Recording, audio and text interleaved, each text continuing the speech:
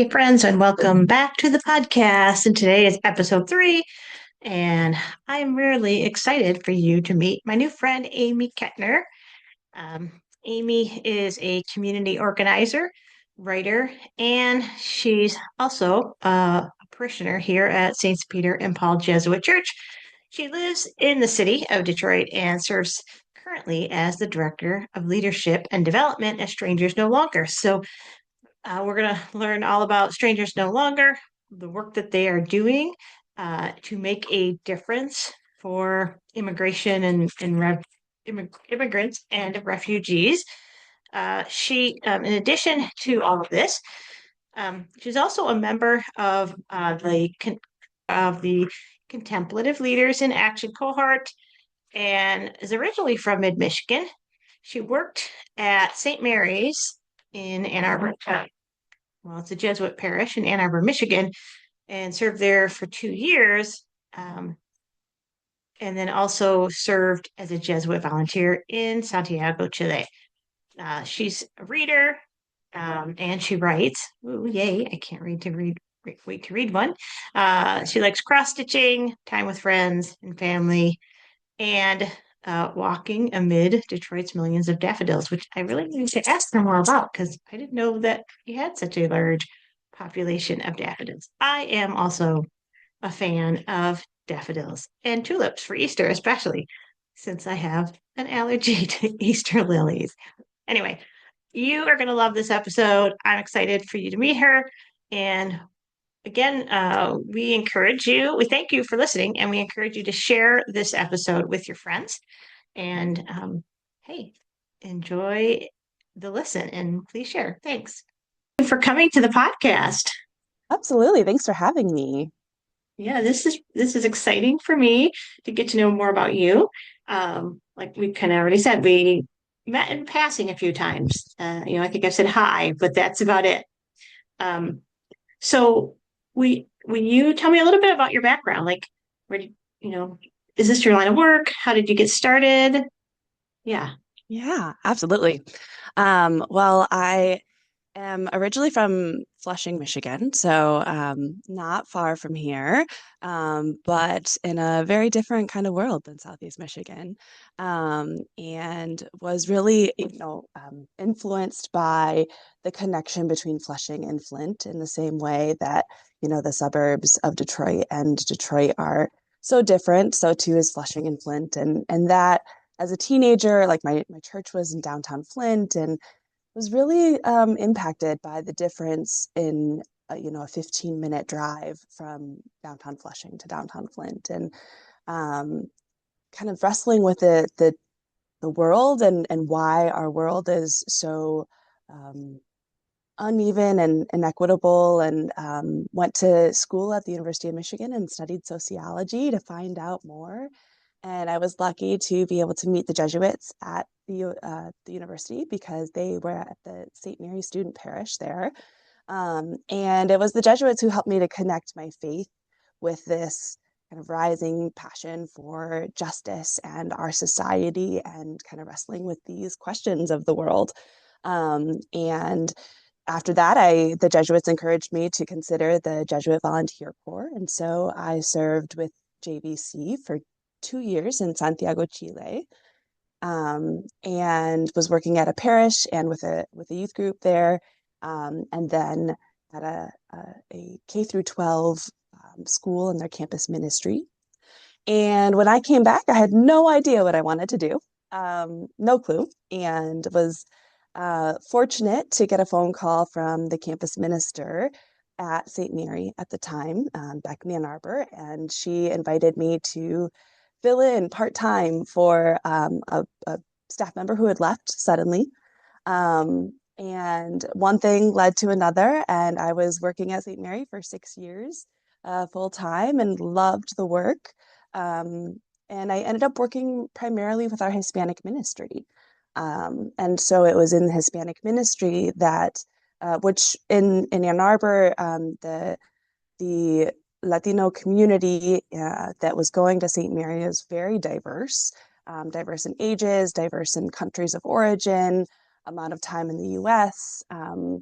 and statuses, immigration statuses as well. And so we had two families in 2017 who were deported within a week of each other, and both had been in the United States for 19, 20 years each, and were deeply embedded in our St. Mary community. And it really impacted me to see the ways that these families were torn apart, but also that our whole community at St. Mary was really torn apart because of it.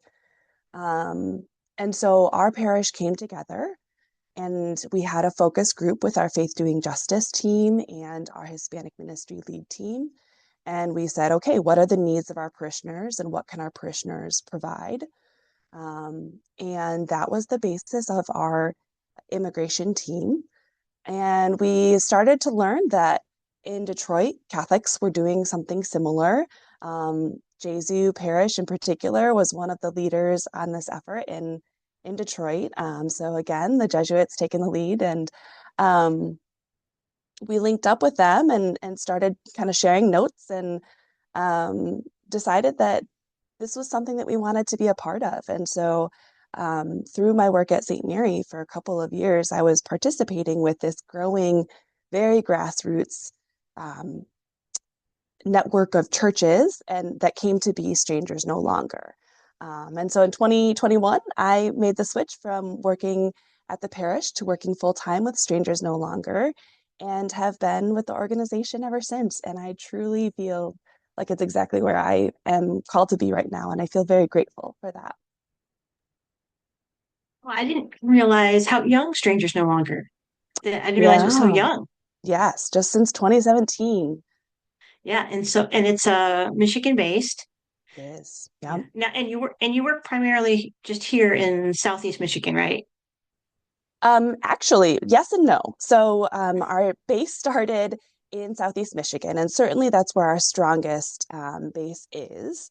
So what we do, we have circles of support in our parishes and Catholic high schools, and now among immigrant communities as well. And these circles of support have three main focus areas, and I can go into those, but that kind of base is really strongest in Southeast Michigan. But in 2020, we were able to start doing outreach across the state. And so actually most of my work now is up in the Diocese of Gaylord. So most of the northern part of the Lower Peninsula. And it's really exciting because we're pulling together a network of institutions supporting immigrants kind of across the scale, both religious and secular, to bring folks together and resource sharing and best practices and some advocacy. Um, and then my colleague Bill O'Brien is working on, and Carmen Luna as well, um, who are Jesuit parishioners. They are working on a project to do outreach to bird flu, or excuse me, to migrant workers about bird flu and how to protect yourself with this bird flu epidemic, which is plaguing primarily folks who are working hands-on with, dairy animals, so the cows and the chickens, and most of those folks are undocumented or visaed immigrants from primarily from Latin America and Mexico. So we are primarily in Southeast Michigan, but we are also reaching around the state, and that is exciting to me to see that growth. Um, and that's oh my goodness, this is so important with bird flu. Uh, I think we need you to go into all the communities to talk about bird flu. I Uh, agree. so so you have so you have Circles of circles of support. support, Yes. and then I'm sure you have some other programs as well. So talk about first about circles of support. What Yeah. exactly do you do through that aspect of Strangers No Longer? So circles of support they kind of function like any other parish committee, where it's a group of parishioners, perhaps, parish leadership too, that comes together. Ideally, they would meet monthly or more often, and work together to do a number of things. So one of those things is education. And that's primarily focused on educating their own circle and then also their parish community about the realities of immigration and really trying to humanize this very politicized and divisive topic. And so we have immigrant leaders who are willing to come into the parish and share their stories and really make it human and personal. We have immigration lawyers who can come in and talk about how complex the system is and how hard. One of the number one things folks say is, well, why don't they just come the right way? And often people have no idea how complex and nearly impossible it is to, and for some folks, truly impossible to do that. Um, and then we have folks who can come in and talk about the, Catholic social teaching and what our Catholic faith calls us to believe and do around immigration, which actually we were just featured in the Michigan Catholic Conference Focus publication. It's all about immigration, and Strangers No Longer is heavily featured in that publication. So that's another tool for educating. Um, our circles of support also do direct support or accompaniment. They walk with immigrant families. Some have, like in Jesuit, they basically adopted or sponsored an asylum seeking family and walked with them through the whole process. And now they are looking to be able to get a visa and stay, which is really exciting. Um, and others have, done this in a variety of ways. Sometimes it's providing rides for folks who don't have driver's licenses because undocumented folks can't get licenses in Michigan. Um, it's, walking with them to medical appointments or helping them get their kids into school, a whole myriad array of ways to support directly.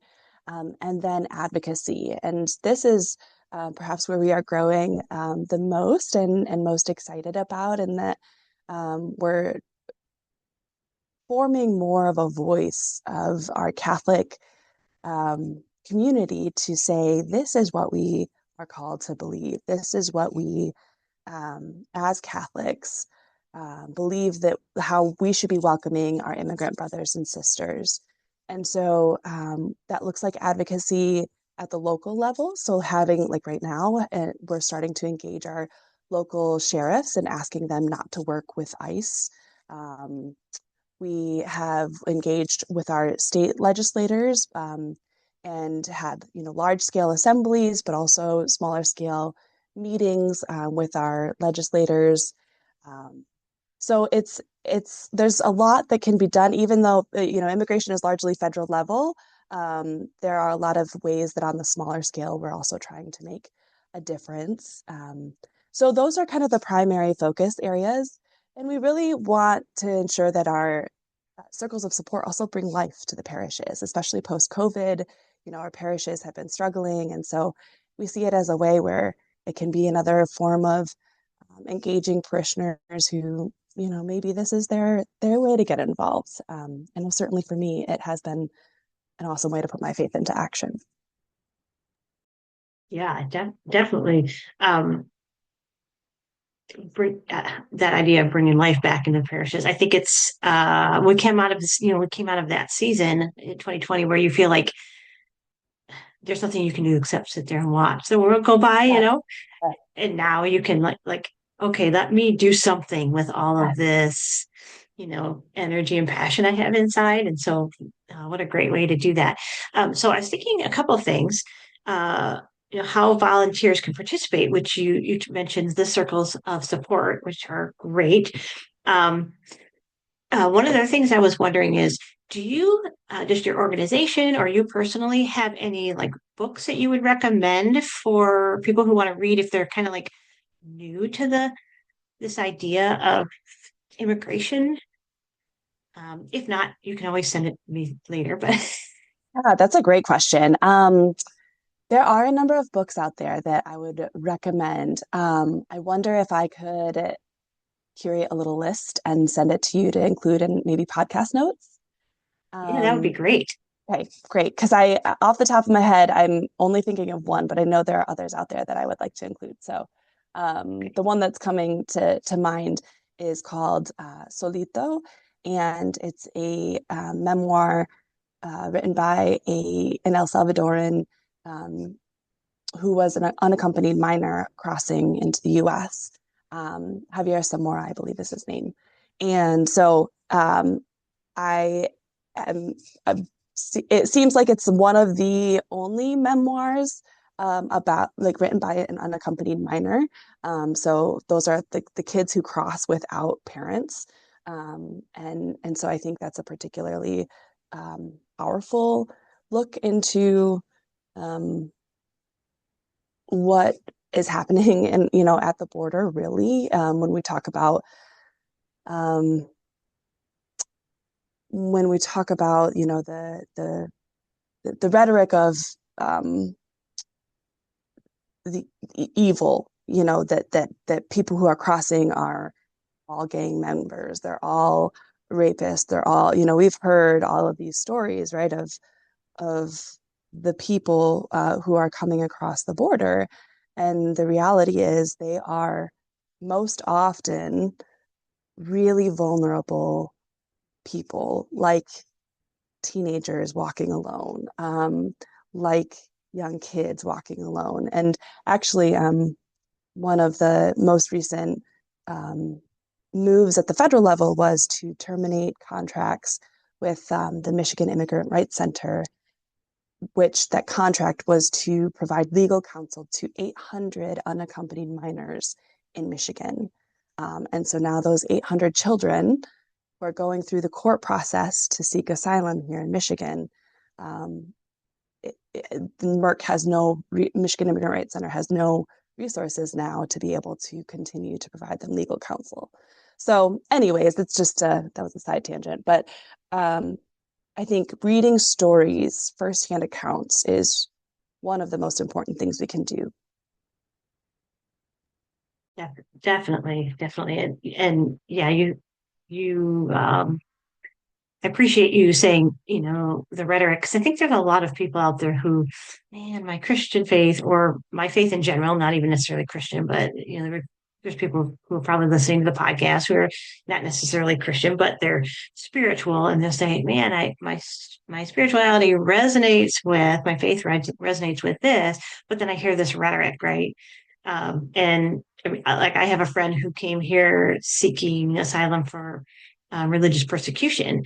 And she's now at risk, of course, in the current administration of being sent back, which if she is, she will be executed um, because she had converted to Christianity. So, I, and I the stories like that those are the like more the norm, right? Those are the normal stories. The ones that we hear, like you said about the criminals, and those are really more of the anomalies than the people who are really truly being affected are people who are here with legitimate needs, and Yes. so many of them did come the right way. She did the same thing. Like as soon as she got off the plane, she went to where she was supposed to go and filed her "I'm here to seek asylum," and followed the process. But the process is slow.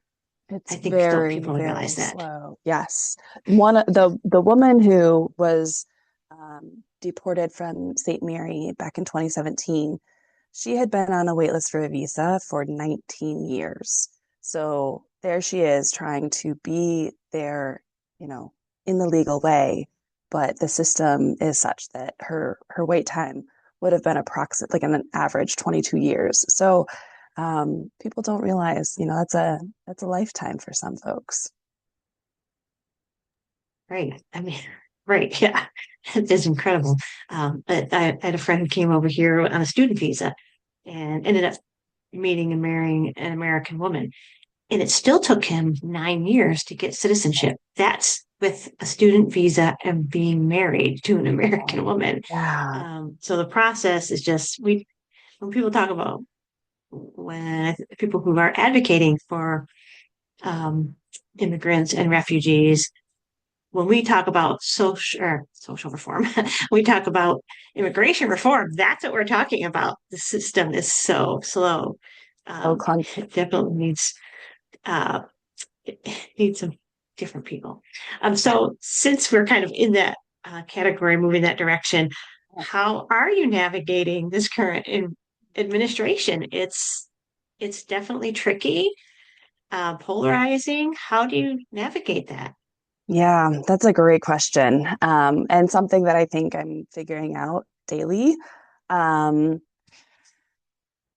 I think personally, um, I am just trying to take it kind of one day at a time and focusing on the actionable items. And so I feel very lucky to be in a workplace where, I feel a strong sense of purpose, and get to be in good community. And so that buoys me a lot. That's really such a good anchor for me. Um, and so to know that I can have one small level of impact. I'm not going to change the whole uh, government system right now, but I can have one piece of impact. I also am trying to hold on to, the hope that I see in the people, in the community, um, both in our, immigrant leaders and our non-immigrant leaders. And I think one of the most beautiful parts of Strangers No Longer is that we are building these bridges, between English speakers and Spanish speakers, immigrants and US citizens, people who live in the city, people who live in the burbs. It's this um, sense of like, how can we come together? And as a result, our immigrant leaders share that they don't feel like they have to hide out in the shadows so much because now they have community that's going to look out for them and care for them. And the folks who are not immigrants say like, wow, I didn't know. I never knew that, that your story was so powerful, and I didn't know what you were going through. Um, and so to see those folks come together gives me a great sense of hope. Um, so, for example, last week, one of our leaders who founded our first immigrant circle of support, her name is Darice, and she uh, has a really powerful story that has been shared publicly, which is why I feel comfortable sharing it here. Um, she has she has three kids. One of her daughters has rickets condition, so needs a lot of medical surgeries, and she's from Guatemala. They came fleeing violence and seeking medical attention for Darius's daughter, and sought asylum here. Her asylum case was denied. Um, and so she's been, doing her ICE check-ins, and as a result of those check-ins, she would get another year to stay here without deportation because of a lot of the advocacy work that Strangers No Longer has done. Letter writing, press, vigils, kind of the whole gamut, talking with our Congress people. Um, so for the past 4 years, that has been Darius's reality, where she goes to a yearly check-in with ICE, Immigration and Customs Enforcement, and they say, okay, you can stay one more year. We won't deport you as long as you don't commit crimes, etc. So she had her annual check-in last week, and we were very nervous for her. And so we held a vigil at St. Anne's Basilica, and while she went into her check-in with ICE, and just to see the amount of people who came from all area, I mean, every county, folks from Macomb, Oakland, Wayne, Washtenaw. There were folks all over the region who came to be together in prayer, um, and waiting and planning. They spent some time planning. Okay, how are we going to further support Darius and others? And unfortunately, Darius had a very very large GPS tether tied to her ankle that day, and her future is still uncertain. But to see that she's not doing this alone is very powerful and impactful for me. Um, and to sit in that room and pray, in the chapel, and pray together and just have that sense of solidarity in our faith, and knowing that this is exactly, what Jesus has called us to do. Jesus was very radical and clear about his message. So these are really scary times, and particularly for the most vulnerable in our community. They are tremendously suffering. Um, and this is truly for many a matter of life and death. And I wish more people could understand it is a matter of life and death. Like you said for your friend, right, Joanne? Like being deported can mean death for many people, and certainly great suffering for many more. So we just have to hold on to community in this time and our faith.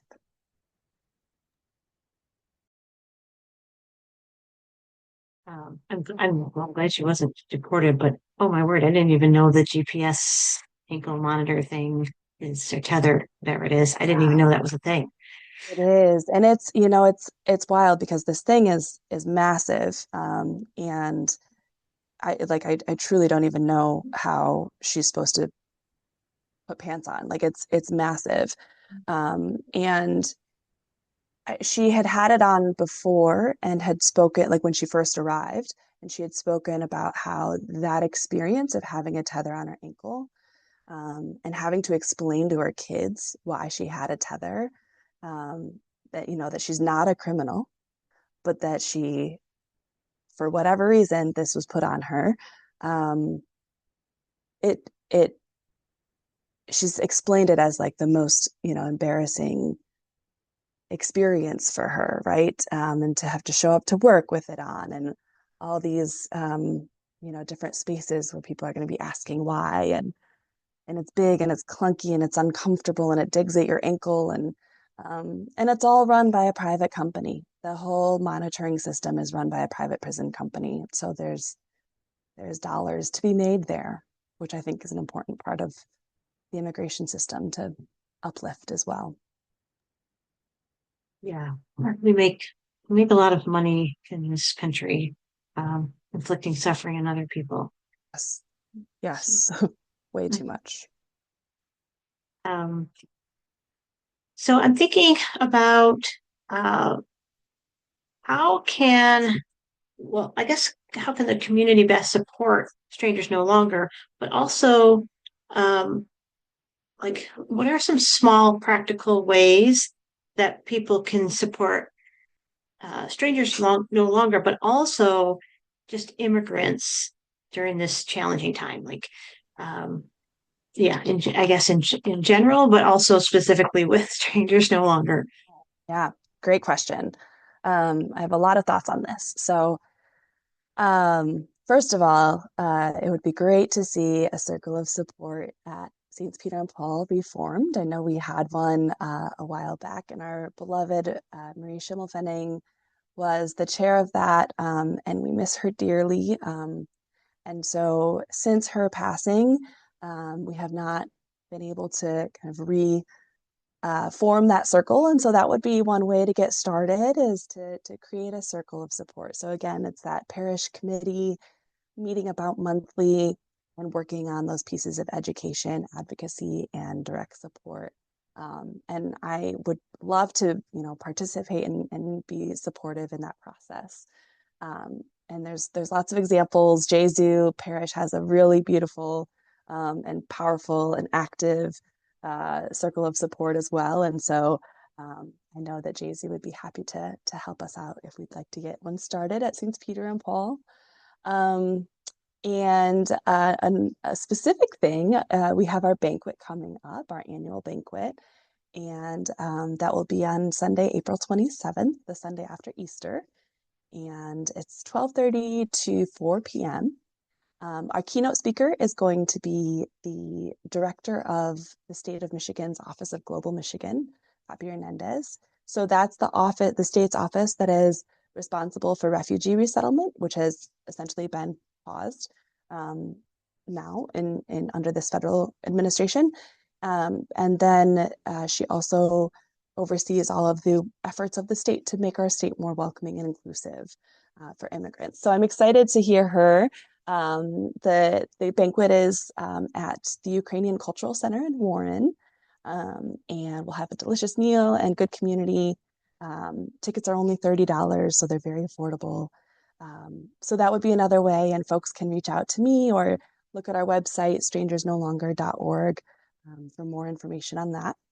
Uh, excuse me.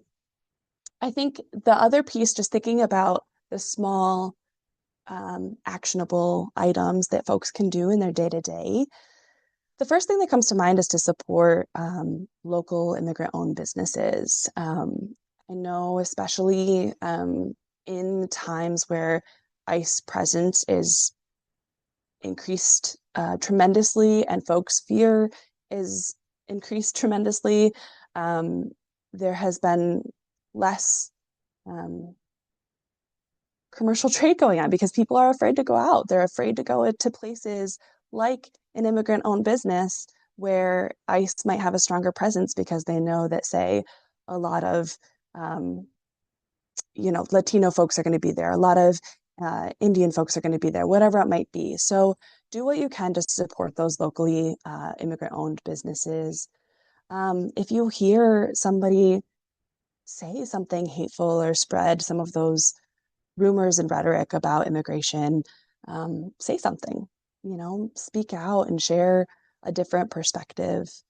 Um, this is something that I am struggling with a lot right now because I feel like we're being barraged from all sides to be asked to call our representatives and our senators. But so important not to get overwhelmed, and to just do it. Just make some phone calls, especially to our Congress people, but also to state level, because there are some things that we can do at the state level to mitigate some of the harm that's being done at the federal level. So make those phone calls. And even if you don't know exactly what to say, because there are so many things happening, it's enough to just say, "Dear Congressperson, I urge you to please do what you can to support and protect our immigrant community members." Like even just saying that is a lot. And then donations, right? Donations, Strangers No Longer, of course. If we have a fund that specifically goes to immigrant families, so you can donate to Strangers No Longer and earmark it specifically for those families in need, and we use that to directly pay for, um, you know, uh, electricity or rent or groceries, whatever a family might be needing, especially if and when they lose a breadwinner in the family. So if the breadwinner of the family is detained or deported, suddenly that family finds themselves without income. So we're preparing, our funds to be able to support those families, or organizations like Michigan Immigrant Rights Center, or a number, Catholic Charities, these other organizations who have been doing refugee resettlement or supporting immigrants and suddenly are without that federal level funding. So those are a couple things offhand. Prayers, just keep praying, keep showing up to your community. Don't give up hope. Like we have to be together in this. We have to show up together. We have to show that our Catholic faith calls us to do more. That magis of the Ignatian magis, to going more, going deeper, being more prophetic in these times. Like this is a season to be prophetic. This is a season to stand up and to um, yeah, do more.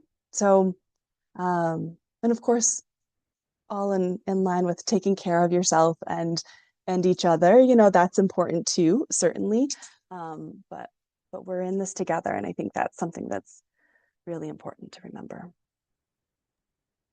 Yeah, that is so, so important. Um, as we get ready to kind of close this up, I wanted to give you an opportunity. So just thinking about, everything we've talked about, there's stuff that I wouldn't even think to ask. So is there something that you wanted to share that you just, it's part of your heart that you really want people to know that maybe I haven't asked?